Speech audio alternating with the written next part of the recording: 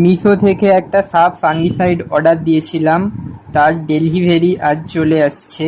তো এটা আমি অর্ডার দিয়েছিলাম বোগেনভিলিয়া কাটিং বসানোর পর আইসিইউ করলে সেই কাটিংসগুলো বিভিন্ন কারণে ফাঙ্গাস দ্বারা অ্যাফেক্টেড হয়ে যেত, সাদা সাদা হয়ে যেত কাটিংসগুলোতে বা শুকিয়ে যেত। তার জন্য এবার কাটিং বসানোর পর কাটিংয়ে এর প্রলেপ দিয়ে দেব এবং মাটির সাথেও কিছুটা মিশিয়ে লাগাতে পারি।